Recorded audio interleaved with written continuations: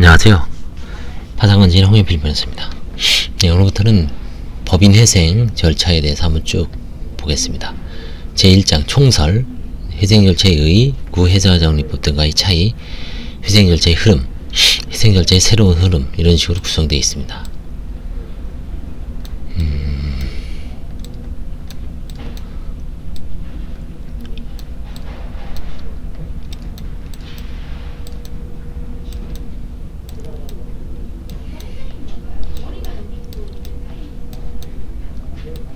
먼저 회생 절차의 의의에 대해서 한번 알아보겠습니다. 회생 절차의 의의. 회생 절차는 재정적인 어려움으로 파탄에 직면해 있는 채무자에 대하여 채권자, 주주, 지분권자 등 여러 이해관계인이 법률관계를 조정하여 채무자 또는 그 사업의 효율적인 회생을 도모하는 제도입니다. 법 제1조의 목적이 나오죠.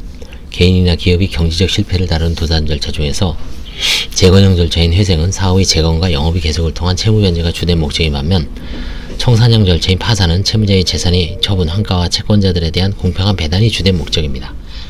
회생이 가능한 채무자라면 굳이 청산시키는 것보다 계속 존속하게 하면서 순차적으로 채무를 변제하는 것이 채권자 등 이해관계에 유리하고 사회경제적으로도 유익합니다.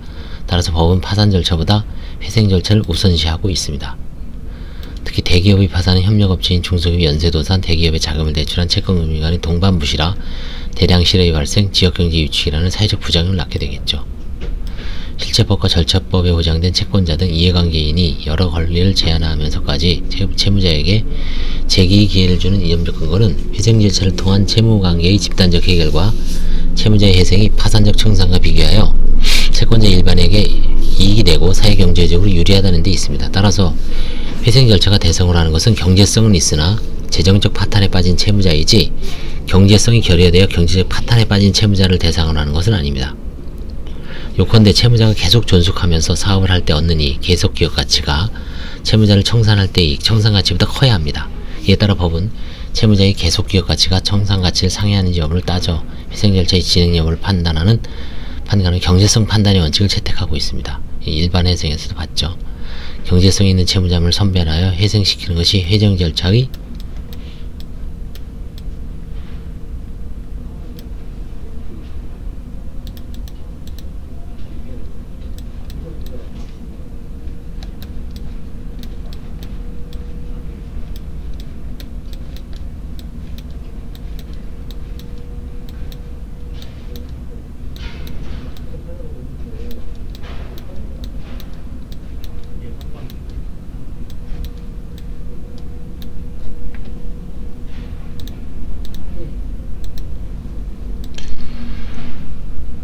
제 목적이기 때문에 회생 절차 진행 도중이라도 청산 가치가 계속 기업 가치보다 큰 것이 명백하면 그 단계에서 더 이상의 진행을 멈추고 회생 절차를 폐지하도록 되어 있습니다. 회생 절차의 근거가 되는 기본 법률은 채무자 회생 및 파산에 관한 법률, 흔히 통합도산법이라고 부르는데 이때 이제 법이라고 합니다. 그 유임에 따라 제정된 채무자 회생 및 파산에 관한 규칙, 채무자 회생 및 파산에 관한 법률 시행령, 그 밖에 회생 사건의 처리에 관한 예규가 있습니다. 회생 절차의 기본 구조와 원리. 채무자가 회생 절차 안에 들어오게 되면 보통 채권자의 개별적 채권 회수 시도 금지, 관리인의 선임을 통한 재산 처분권과 업무 수행권의 이전, 면제 또는 출자 전환 등 채무의 조정, 인력 감축과 적자 사업 중단 등 사업 구조의 재편, 회생계획안의 작성과 이해관계인의 동의, 법원의 회생계획 인가와 관리인의 회생계획 수행 등의 과정을 거치게 됩니다. 개별적 권리 행사의 제한 금지. 회생 절차가 개시되면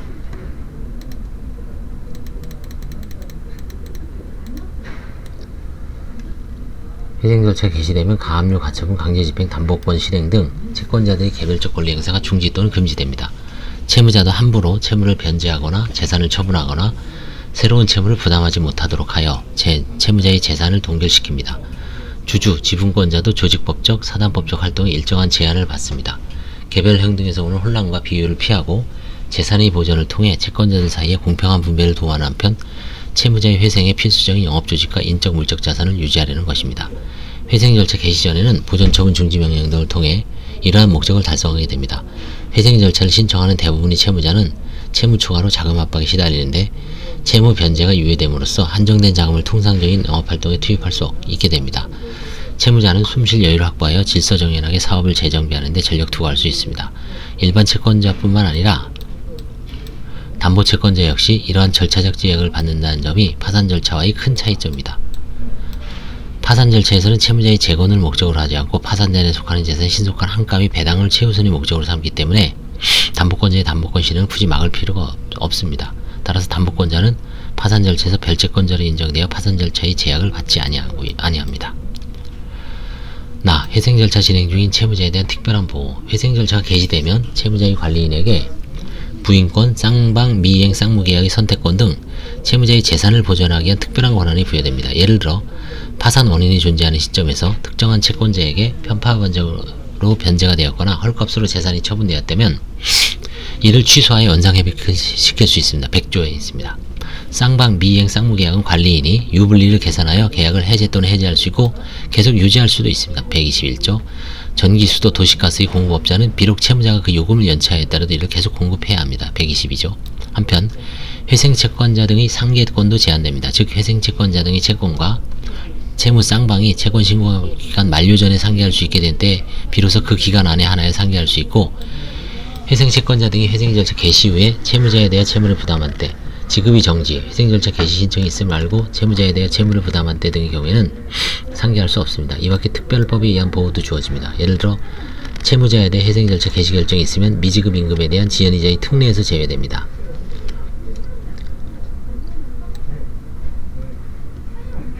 이러한 실체법적 또는 절차법적 특징들은 채무자가 영업을 계속할 수 있는 기반을 조성해주고 또한 채권자와 협상할 수 있는 무기가 되기도 합니다.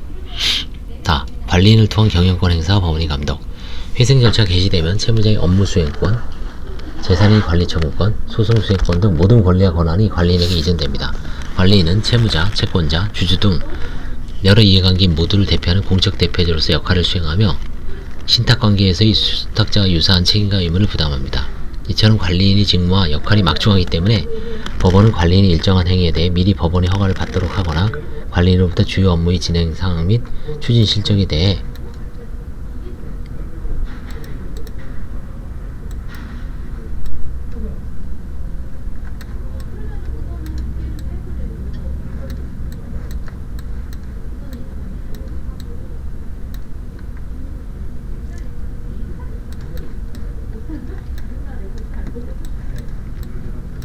시골 보고를 받는 등 다양한 방법으로 관리인을 감독하고 있습니다.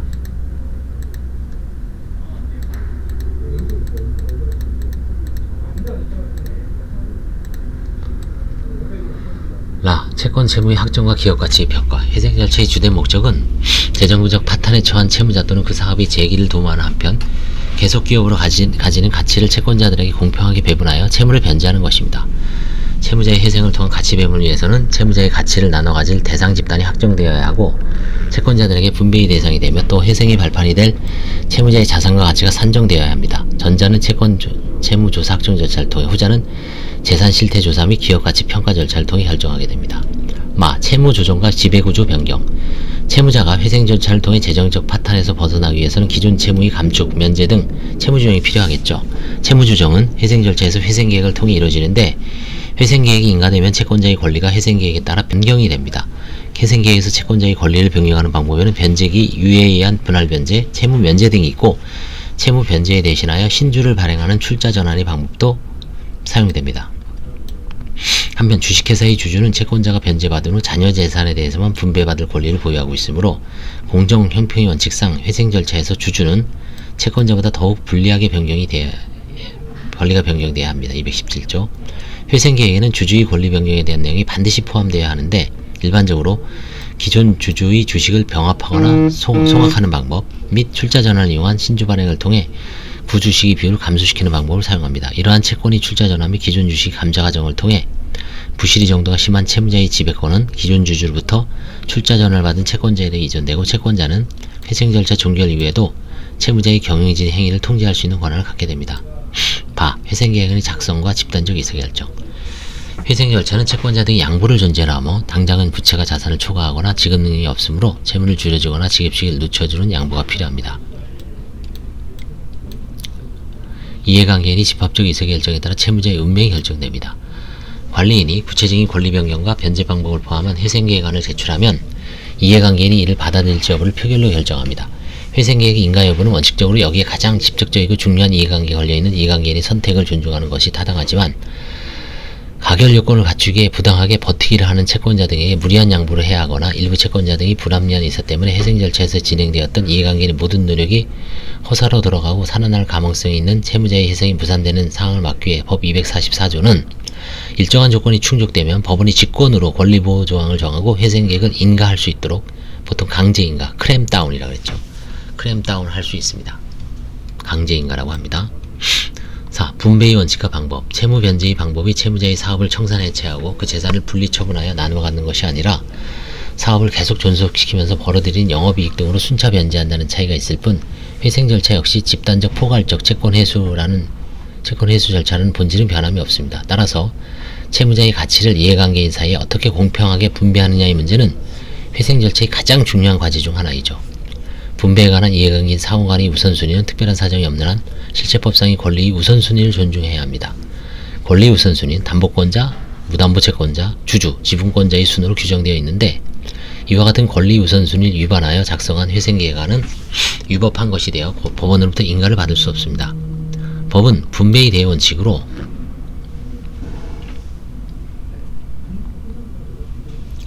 이종의 권리 간에는 공정하고 형평에 맞는 차등의 원칙을, 동종의 권리 간에는 평등의 원칙은 명시하고 있습니다. 또한 회생계획에 의한 변제 방법이 채무자의 사업을 청산할 때 각 채권자에게 변제하는 것보다 불리하지 아니하게 변제하는 내용이어야 한다는 청산가치 보장의 원칙을 규정하면서 채권자가 동의한 경우에는 예외를 인정하고 있습니다.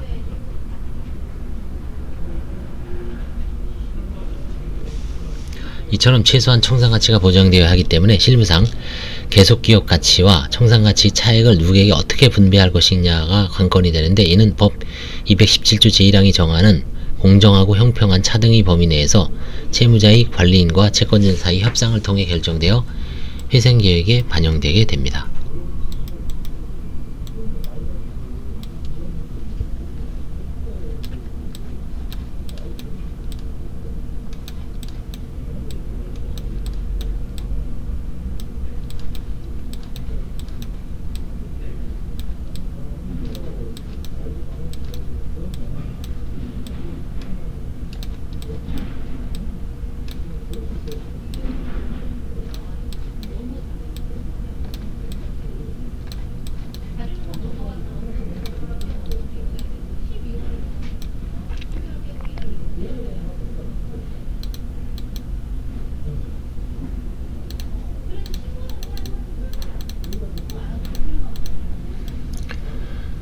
그 다음에 이제 제2절 구회사정리법 등과의 차이점입니다. 재건 절차의 단일화. 법 시행 이전의 재건 절차는 구회사정리법 및 구하위법에서 이원적으로 규정하고 있어 효율성이 떨어지고 상시적인 기업의 회생 퇴출 체계로는 미흡하다는 지적이 있어 왔습니다. 특히 구하위법은 주주에 대한 지분 감소를 규정하고 있지 아니하여 채권자의 권리만 감축될 수밖에 없었고 화해인가 후 바로 화해 절차가 종결되어 구주주의 회사 지배권 및 구경영진의 경영권에 대한 감독이나 통제가 불가능하기 때문에 부실기업이 퇴출 회피수단으로 악용되고 있다는 비판이 있어 왔습니다.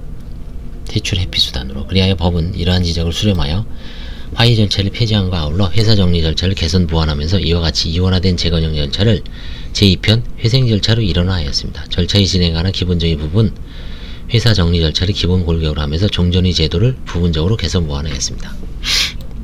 그 다음에 이제 법 적용 대상을 모든 개인 채무자 및 법인 채무자로 확대했습니다. 구 회사정리법은 주식회사만을 적용 대상을 하는 문제점이 있는 반면 화의 제도에는 대기업이 이용하기 곤란한 점이 문제점으로 지적되어 왔습니다. 그리하여 법은 그 적용 대상에 있어서 개인 법인이 구분 없이 모든 채무자를 대상으로 하여 하나의 회생 절차에 의하여 채무자의 재건을 도모함으로써 절차적인 효율성을 높이고 있습니다. 그 다음에 필요적 파산 제도의 축소. 예전에는 인가 전 폐지, 인가 후 폐지가 다 필요적 파산이었죠. 근데 인가 전 폐지는 이제 선택으로 변했죠. 구 회사정리법 하에서는 회사정리계획이 폐지되거나 불인가된 경우 법원이 반드시 파산 선고를 하여야 하는 경직성으로 말미암아 회생 절차 신청을 기피하는 현상이 생겼다고 합니다. 법은 이 문제를 해결하기 위하여 회생계획 인가 후에는 회생절차 폐지하는 경우에만 필요적으로 직권 파산 선고를 하고 나머지 경우에는 임의적으로만 파산 선고를 할 수 있도록 하고 있습니다. 그 다음에 채권자 협의회의 권한 강화.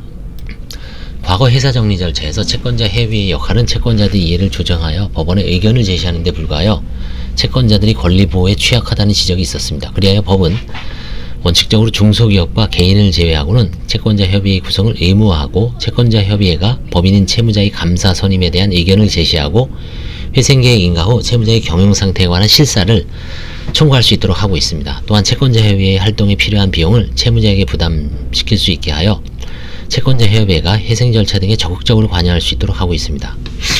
이와 같이 채권자 협의의 기능과 권한이 강화되면 관리인을 효과적으로 견제함으로써 채무자의 회생을 촉진하고 회생 절차의 공정성과 투명성을 높일 수 있습니다. 그 다음에 5항 5. 포괄적 금지 명령제도 신설 법 445조에서 47조. 그동안 법률 행위별로 개별적 준지 명령만 인정되어 다수의 재산이 서로 다른 법원이 관할 지역에 산재한 경우 등에는 책임 재산의 보전이 곤란한 문제점이 있었습니다. 그리하여 법은 개별 절차의 중지 명령에 의하여도 회생 절차의 목적을 충분히 달성하지 못할 특별한 사정이 있는 경우에는 법원이 하나의 결정으로 모든 회생 채권자 등에 대하여 채무자의 전체 재산에 대한 강제 집행 등의 금지를 명할 수 있도록 하고 있습니다.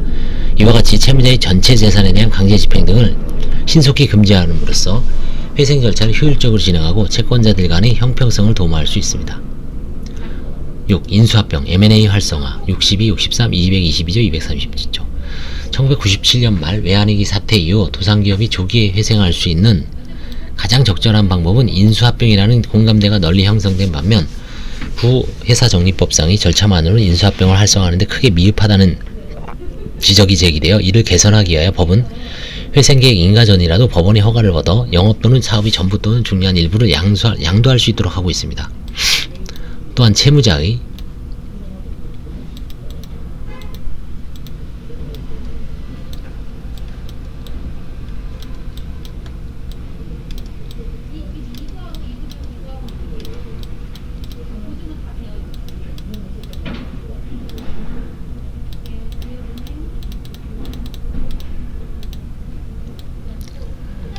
채무자의 청산가치가 계속기업 가치보다 높은 경우에도 영업양도를 허용하여 영업양도를 내용으로 하는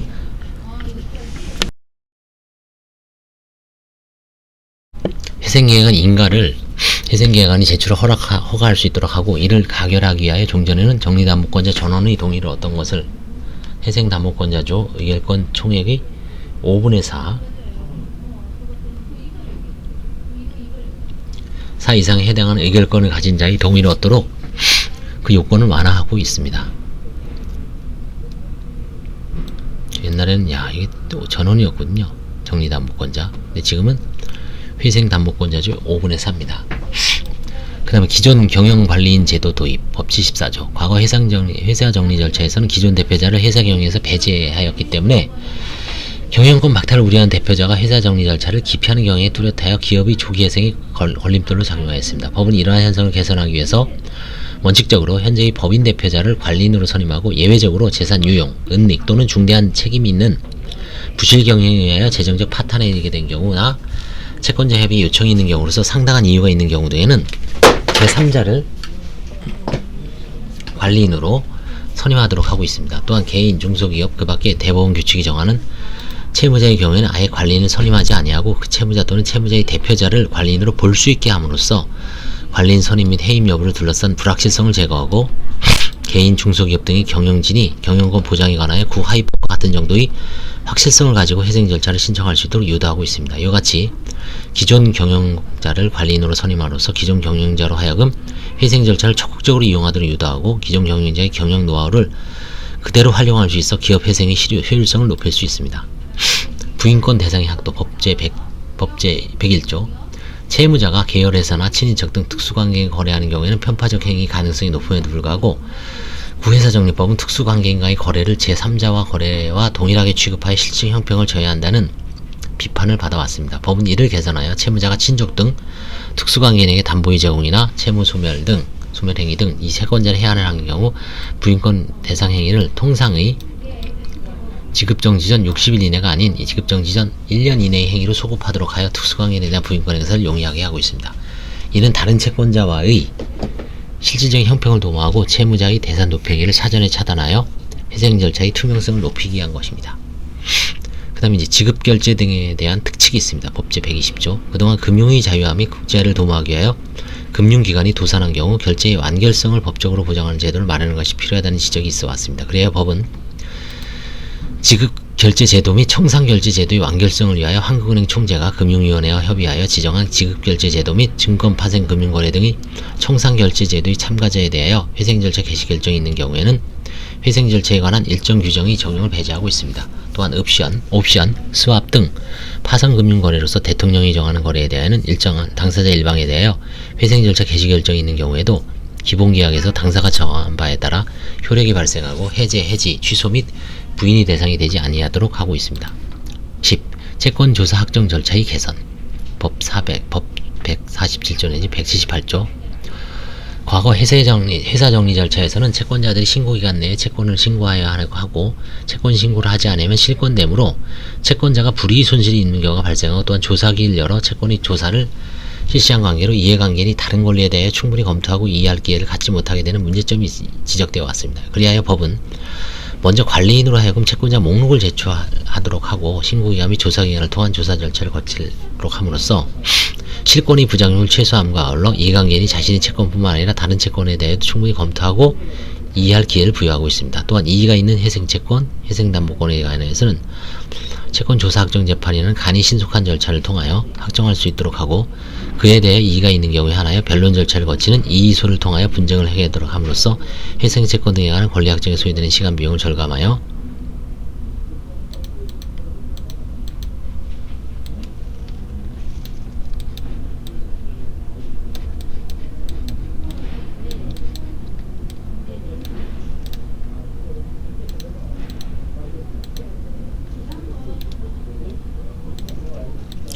절차의 효율성을 제고하고 있습니다.